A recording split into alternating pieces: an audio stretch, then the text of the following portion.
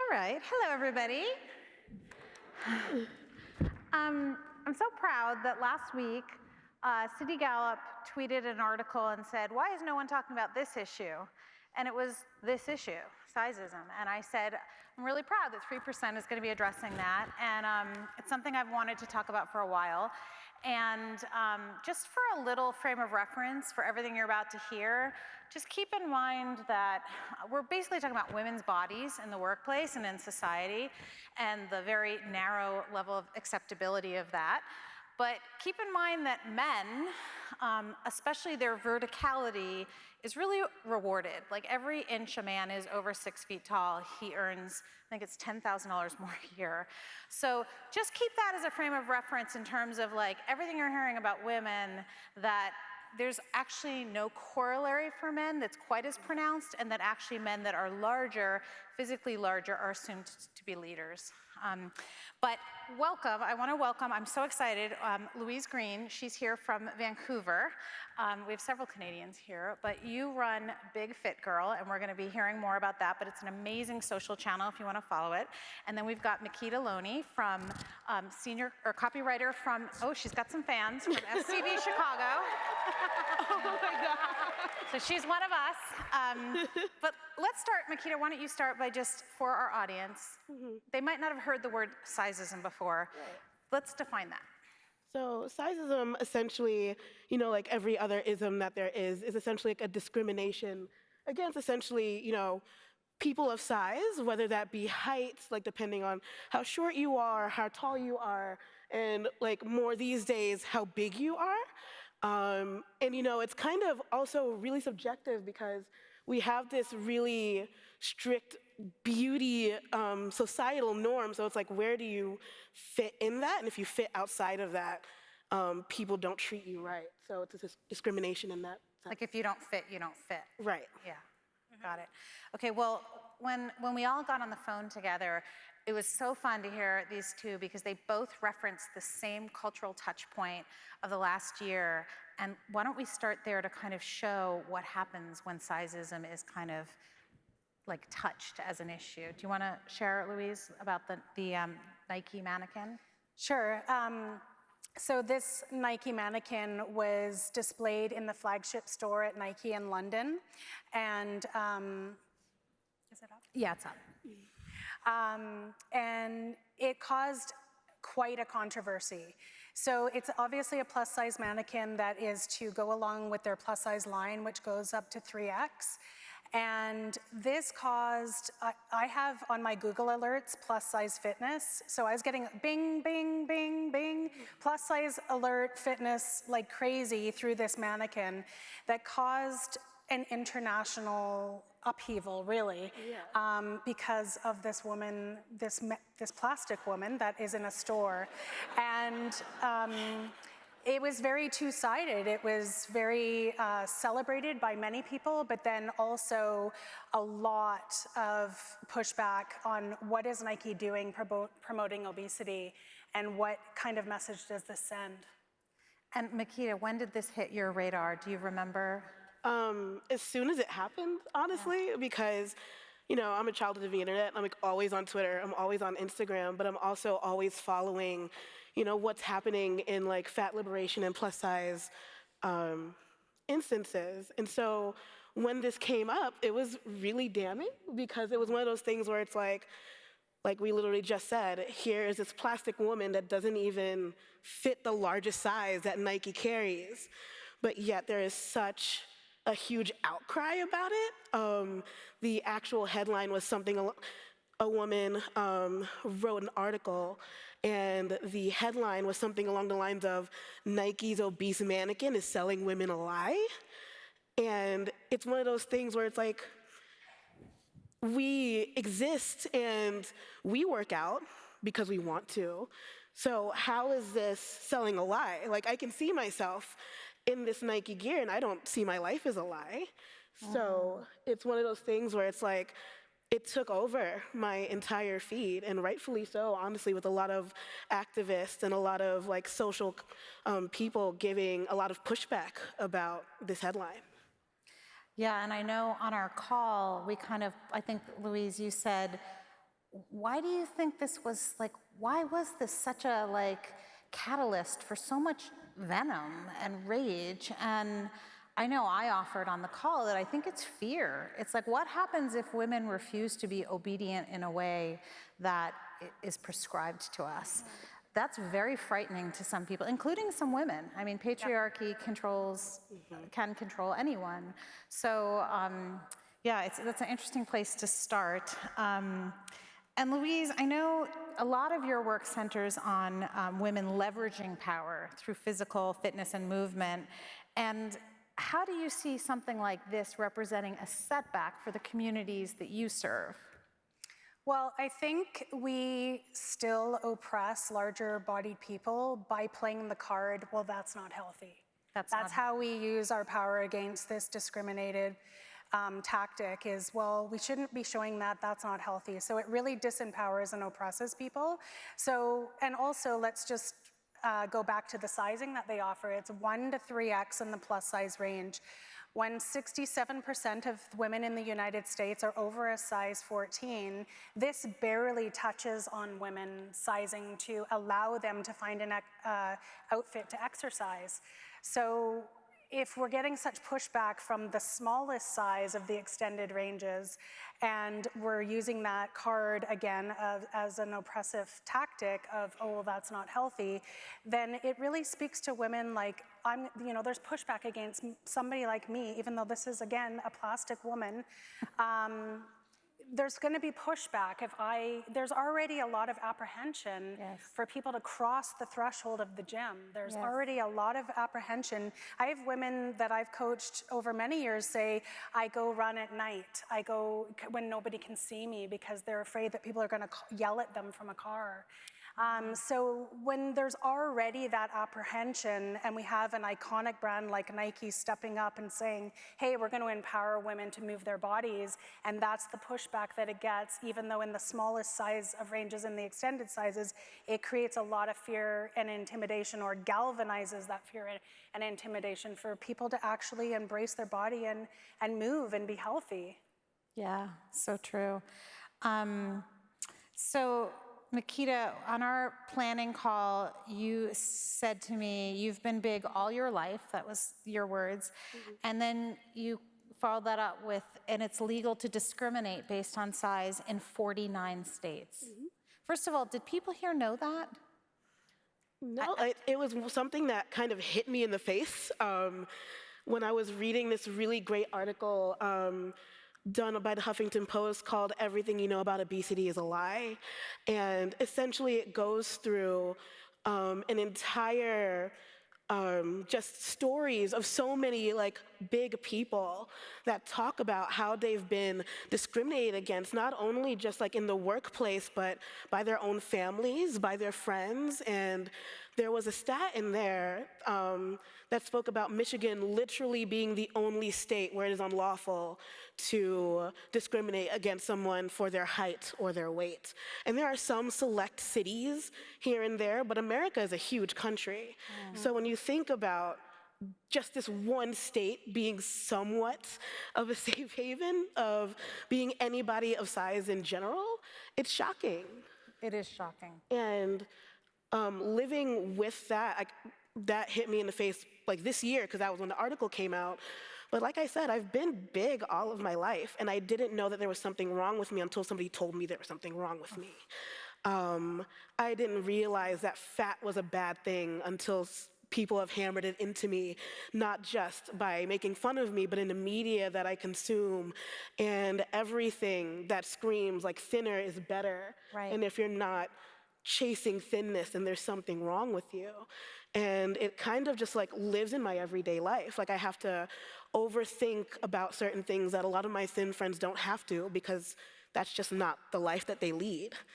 And here I am having to live in this earth, like with them, but I don't have the same accessibility that a lot of other people do. And I have to work twice as hard to prove that, yes, I am a professional, but I am a fat. You know, I can be both. I can be all these great things that a lot of people say that we're lazy and unprofessional and all these things, but I have to work twice as hard just to prove that I'm like the status quo, essentially. Did you want to share that one quote you shared with me just a moment ago about people applying for a job, the research study you saw? Oh, yeah. So in 2017, there was a study done with 500 participants, and it was just about like workplace culture, and I believe it was done with recruiters.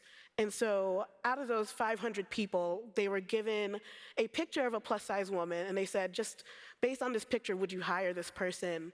And 21% of them, flat out, just based on the picture, said no. They deemed her unprofessional without knowing any other thing about her. Right, just she's completely not even going to get a Just call the back. look. Yeah, and you know, your point about thinness versus bigger sized people, actually a lot of women who are thin and go to the doctor with valid medical concerns are kind of apprised by physicians and think, well, she's at a healthy weight, and that's almost like the number one thing that they scan for when these women often aren't healthy.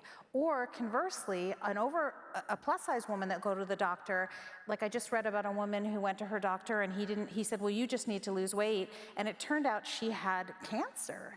And it took her own self-advocacy to multiple physicians before. So like, thinness is almost seen as the, harbinger of health, but often there are very thin women or thin women who are not healthy, and yet we ascribe that to them. So, I mean, I'm sure you deal with a lot of that in your work with your clients. I deal with it all the time, and that's why there's such a pursuit for thinness, because it got very high currency.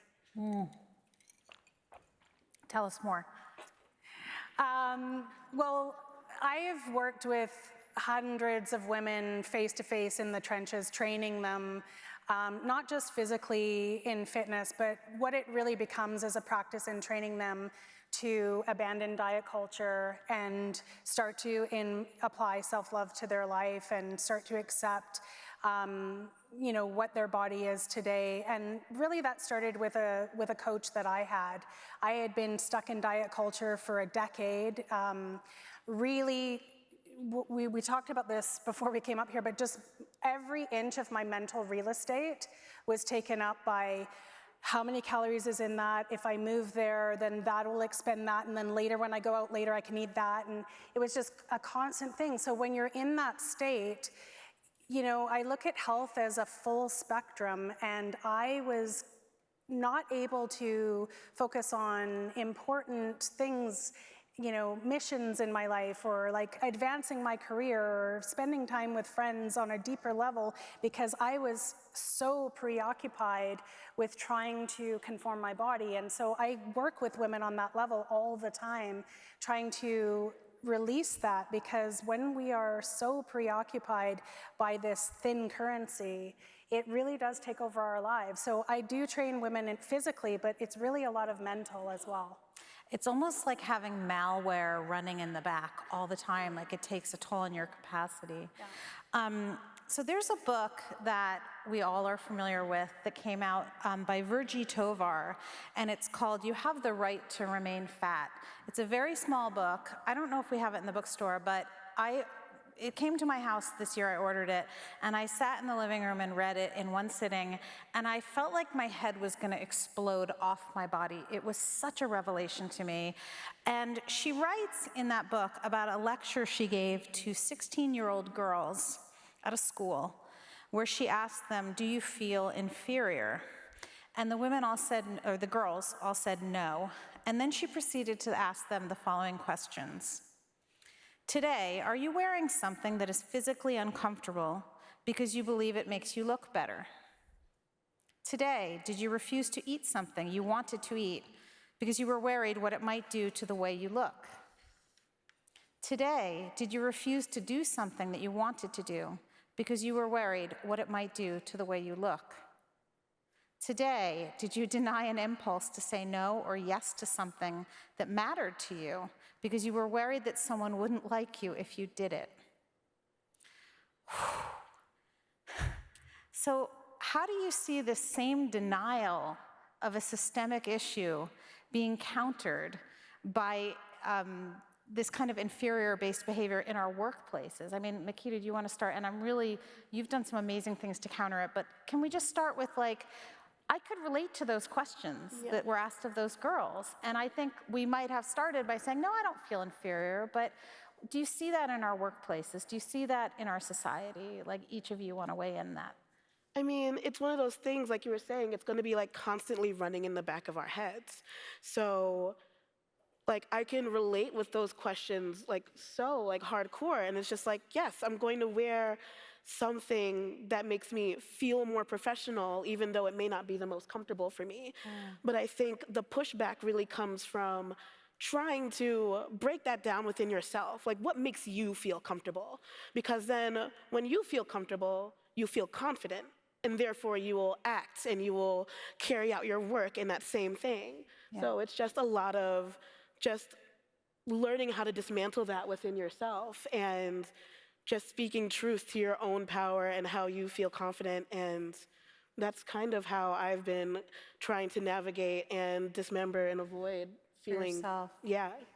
And I'll come back to you in a minute about what you're doing at work, which I think is amazing. But what are your thoughts about that, Louise?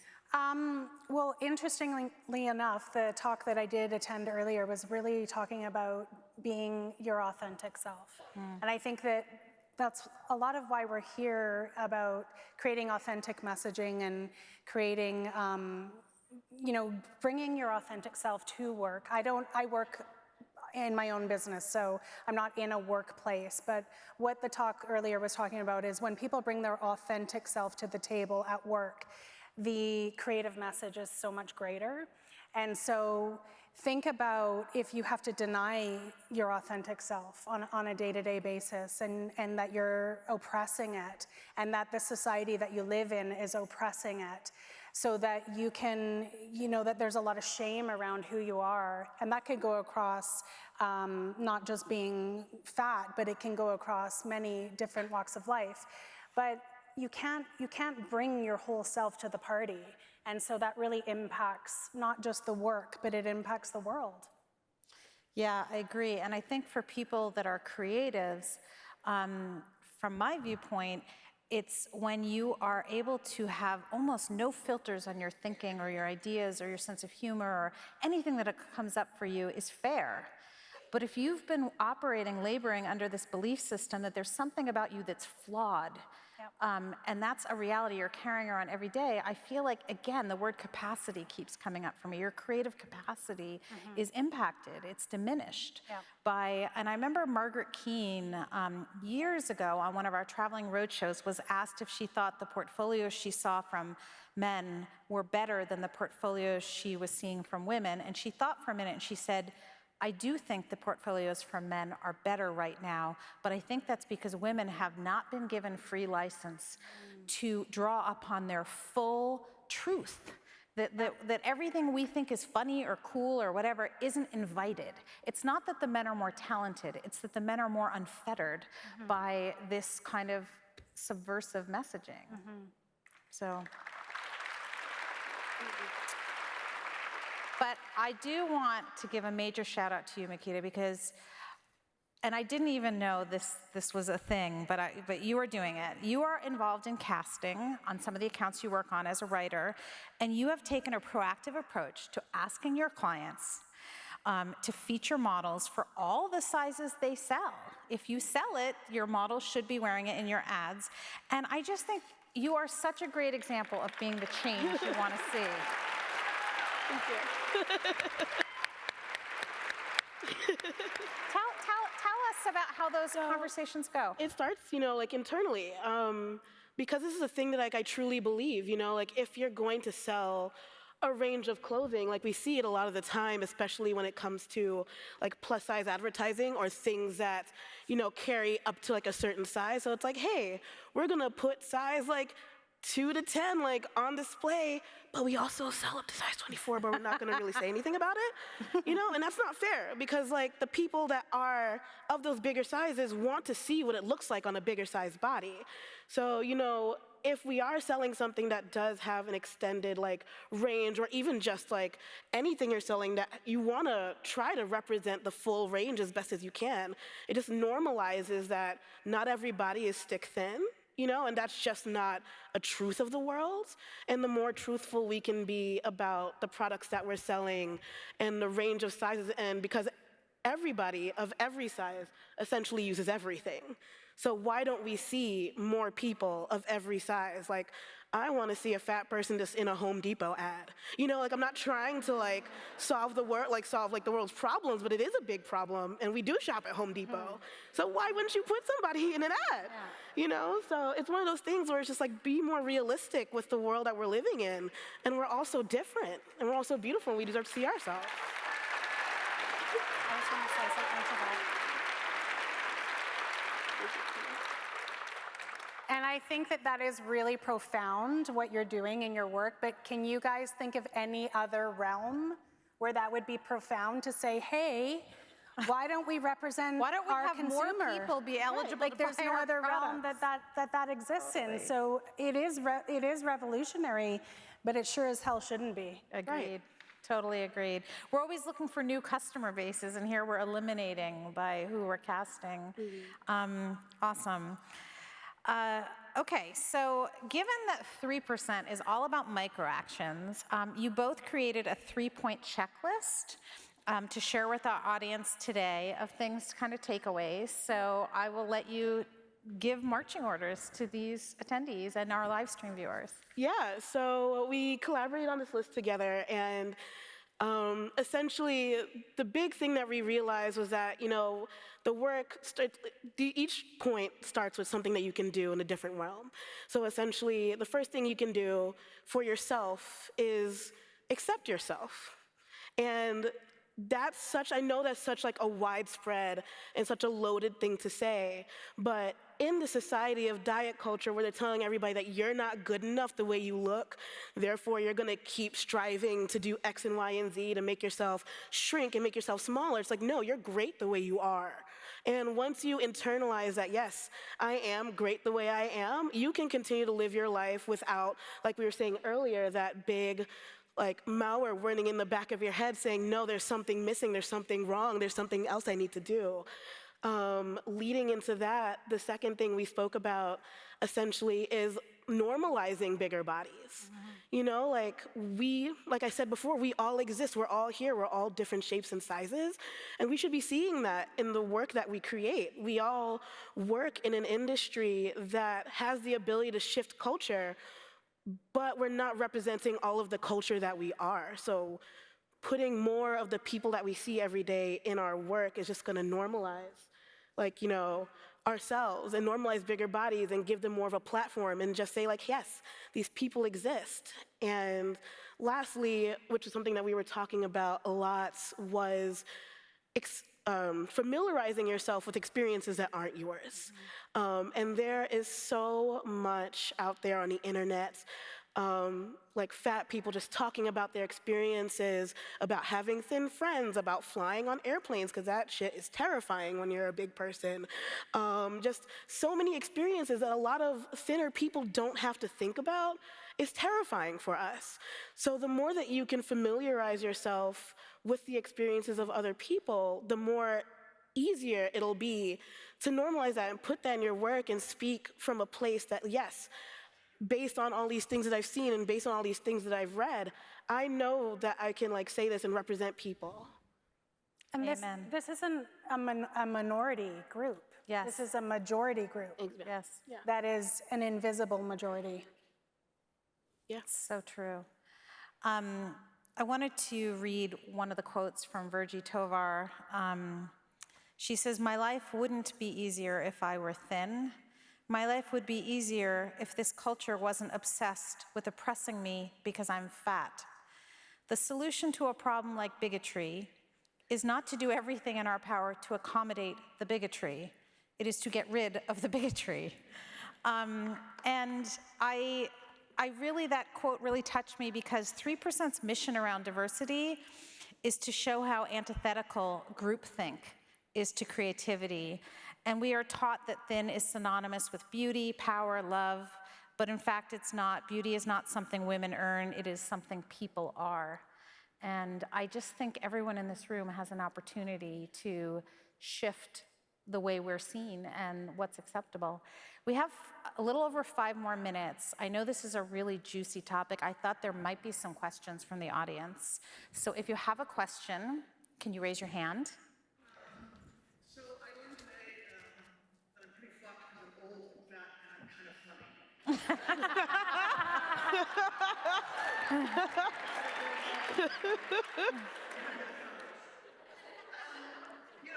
Thank you. Thank you. Two of the bravest women I've seen on stage. I'm talking myself, and I'm curious sort of how you deal with this in the workplace. Taking two things, sort of, talking about how I work out if I'm in an interview, right? Because I want them to sort of see, isn't that pathetic? You do, right? And I'm wondering how you guys don't get into the apologetic mode when you're in a space that isn't really safe for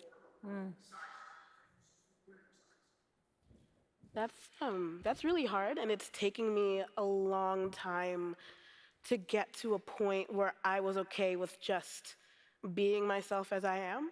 You know, it's one of those things where it's like, within like fat liberation and things like that, there's always that like, oh, I'm fat, but I'm not that kind of fat, you know, like, oh yeah, I'm plus size, but I totally like work out 3 times a week and I eat salads for every single meal. I'm good, I promise, but like, you don't have to be that, you know? And especially being surrounded by thinner people in this like diet culture obsessed world where it's like, oh my God, I can't wait to, like go work out in the morning, like, and just constantly talking about the things like we want to do just to like continue to like shrink ourselves. It's just like, you know what, no, I'm gonna have this cheeseburger for lunch and it's gonna be great.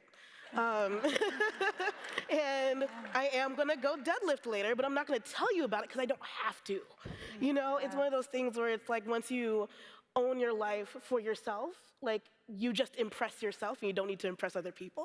And not saying that like that's purely what you do, but it's kind of a subconscious thing that like all of us want to do. We all want to prove that we're great for who we are despite X and despite Y, but you can just take off that end of the sentence and just be like, I'm great. That's it.